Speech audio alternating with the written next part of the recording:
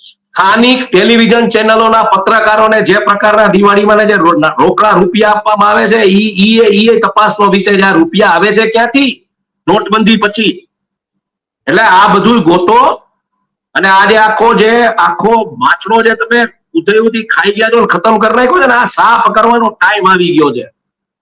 કોક પોરબંદર થી, કોક જસદણ થી, ને કોક વિછિયા થી, કોક રાજકોટ થી આવેલો નેતા જ રાજકોટમાં નક્કી કરતો થઈ ગયો છે.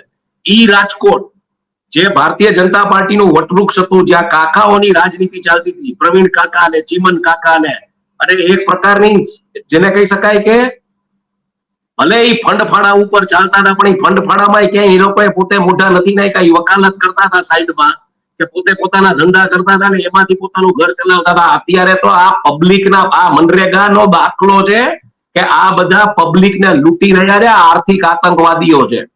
આની માથે આર્થિક ગુનાની જે કલમ છે ને, દેશને આર્થિક રીતે નબળો પાડવાની, ઈ જ લાગવી જોઈએ. આમાં કાંઈ છૂટ ન હોવી જોઈએ. અને આને આખી જિંદગી જીવતા રાખો અને જેલમાં રાખો, રોજ આની પાસે ટોયલેટ સાફ કરાવડાવો જેલના તમામ. આ જેની સજા હોવી જોઈએ. આર્થિક આતંકવાદી છે ને એની જો સમસ્યા એ છે મયુર કે આર્થિક ગુનામાં સજાની જોગવાઈઓ નથી એટલી બધી.